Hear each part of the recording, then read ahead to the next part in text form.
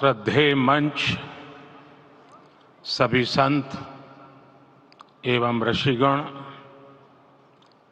यहाँ उपस्थित और विश्व के कोने कोने में हम सबसे साथ जुड़े हुए सभी राम भक्त, आप सबको प्रणाम, आप सबको राम राम।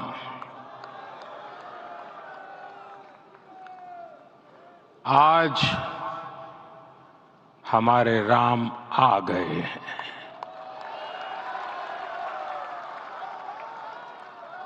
सदियों की प्रतीक्षा के बाद हमारे राम आ गए हैं। सदियों का अभूतपूर्व धैर्य, अनगिनत बलिदान, त्याग और तपस्या के बाद हमारे प्रभु राम आ गए हैं। इस शुभ घड़ी की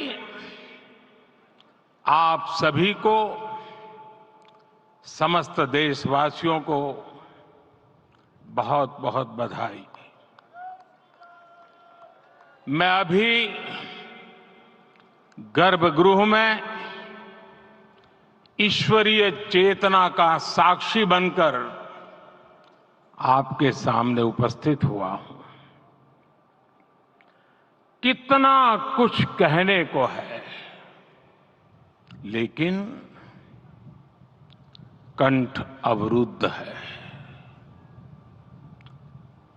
मेरा शरीर अभी भी स्पंदित है,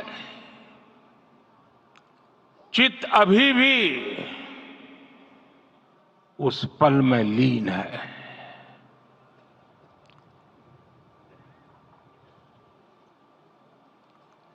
हमारे रामलला अब टेंट में नहीं रहेंगे।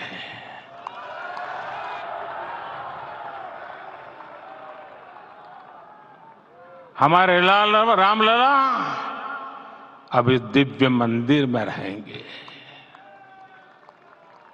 मेरा पक्का विश्वास है, अपार श्रद्धा है कि जो घटित हुआ है, इसकी अनुभूति देश के, विश्व के कोने कोने में राम भक्तों को हो रही होगी।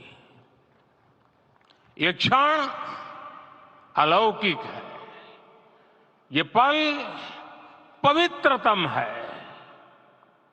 ये माहौल, ये वातावरण, ये ऊर्जा, ये घड़ी प्रभु श्री राम का हम सब पर आशीर्वाद है।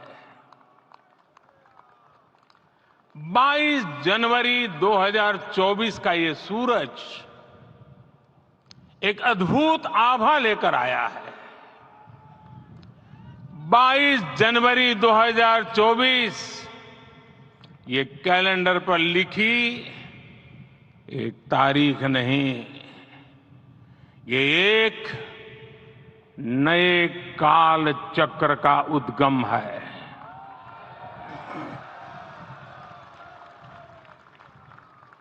राम मंदिर के भूमि पूजन के बाद से प्रतिदिन पूरे देश में उमंग और उत्साह बढ़ता ही जा रहा था।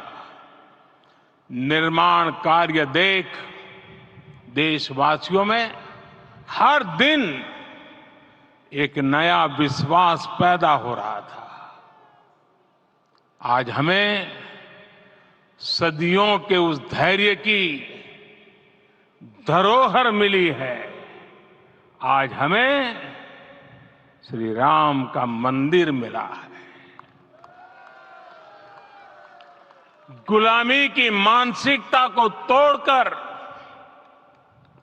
उठ खड़ा हो राष्ट्र। अतीत के हर दंश से हौसला लेता हुआ राष्ट्र ऐसे ही नव इतिहास का सृजन करता है। आज से 1000 साल बाद भी लोग आज की इस तारीख की, आज के इस पल की चर्चा करेंगे। और ये कितनी बड़ी राम कृपा है कि हम सब इस पल को जी रहे हैं, इसे साक्षात घटित होते देख रहे हैं।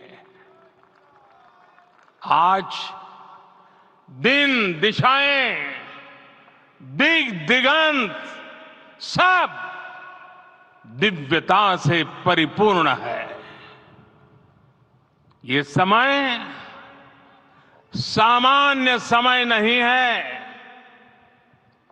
ये काल के चक्र पर सर्वकालिक शाही से अंकित हो रही अमिट स्मृति रेखाएं हैं। साथियों, हम सब जानते हैं कि जहां राम का काम होता है, वहां पवन पुत्र हनुमान अवश्य विराजमान होते हैं। इसलिए मैं राम भक्त हनुमान और हनुमान गढ़ी को भी प्रणाम करता हूं। मैं माता जानकी, लक्ष्मण जी, भरत, शत्रुघ्न सबको नमन करता हूं। मैं पावन अयोध्यापुरी और पावन सरयू को भी प्रणाम करता हूं। मैं इस पल दैवीय अनुभव कर रहा हूं कि जिनके आशीर्वाद से ये महान कार्य पूरा हुआ है। वे दिव्य आत्माएं, वे दैवीय विभूतियां भी इस समय हमारे आसपास उपस्थित है। मैं इन सभी दिव्य चेतनाओं को भी कृतज्ञता पूर्वक नमन करता हूं। मैं आज प्रभु श्री राम से क्षमा याचना भी करता हूं। हमारे पुरुषार्थ, हमारे त्याग, तपस्या में कुछ तो कमी रह गई होगी कि हम इतनी सदियों तक ये कार्य कर नहीं पाए। आज वो कमी पूरी हुई है।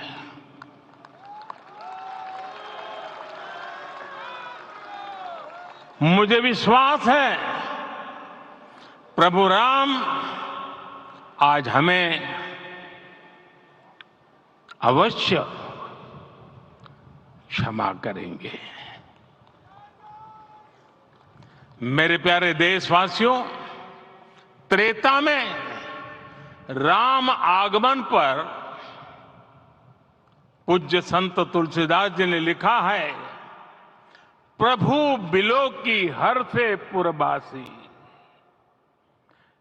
जनित वियोग विपत्ति समनासी। अर्थात प्रभु का आगमन देकर ही सब अयोध्यावासी, समग्र देशवासी हर्ष से भर गए। लंबे वियोग से जो आपत्ति आई थी, उसका अंत हो गया। उस कालखंड में तो वो वियोग केवल 14 वर्षों का था। तब भी इतना असह्य था। इस युग में तो अयोध्या और देशवासियों ने सैकड़ों वर्षों का वियोग सहा है। हमारी कई कई पीढ़ियों ने वियोग सहा है। भारत के तो संविधान में उसकी पहली प्रति में भगवान राम विराजमान है। संविधान के अस्तित्व में आने के बाद भी दशकों तक प्रभु श्री राम के अस्तित्व को लेकर कानूनी लड़ाई चली। मैं आभार व्यक्त करूंगा भारत की न्यायपालिका का, जिसने न्याय की लाज रख ली।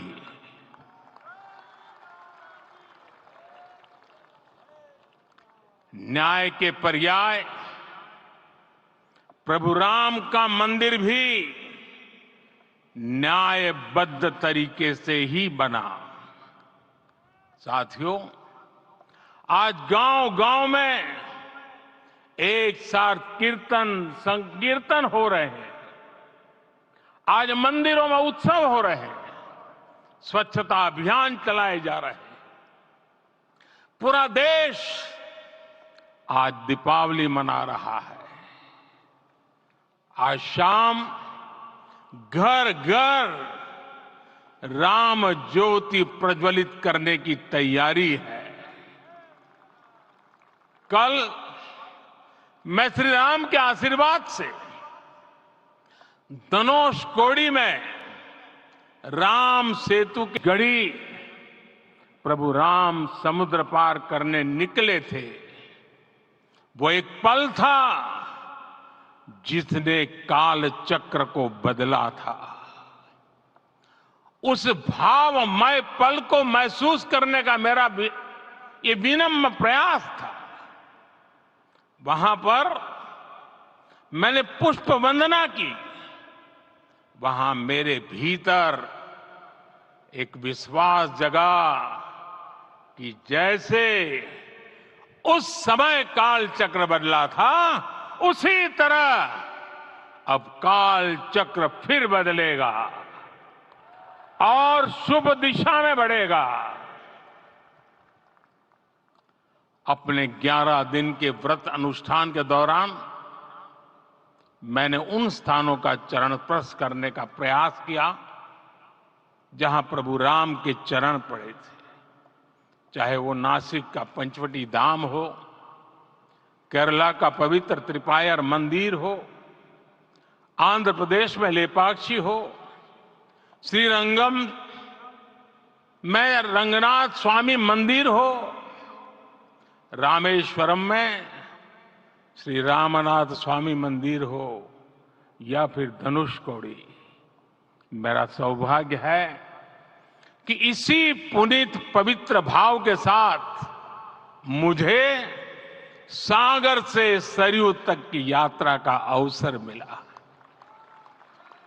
सागर से सरयू तक हर जगह राम नाम का वही उत्सव भाव छाया हुआ है। प्रभु राम तो भारत की आत्मा के कण कण से जुड़े हुए हैं। राम भारतवासियों के अंतर मन में विराजे हुए हैं। हम भारत में कहीं भी किसी की अंतरात्मा को छुएंगे तो इस एकत्व की अनुभूति होगी और यही भाव सब जगह मिलेगा। इससे उत्कृष्ट, इससे अधिक देश को समायोजित करने वाला सूत्र और क्या हो सकता है। मेरे प्यारे देशवासियों, मुझे देश के कोने कोने में अलग अलग भाषाओं में रामायण सुनने का अवसर मिला है, लेकिन विशेषकर पिछले 11 दिनों में रामायण अलग अलग भाषा में अलग राज्यों से मुझे विशेष रूप से सुनने का मौका मिला। राम को परिभाषित करते हुए ऋषियों ने कहा है, रमन्ते यस्मिन् इति रामः, अर्थात इसमें रम जाए वही राम है। राम लोक की स्मृतियों में, पर्वत से लेकर परंपराओं में सर्वत्र समाये हुए हैं। हर युग में लोगों ने राम को जिया है। हर युग में लोगों ने अपने अपने शब्दों में अपनी अपनी तरह से राम को अभिव्यक्त किया है और ये राम रस जीवन प्रवाह की तरह निरंतर बहता रहता है। प्राचीन काल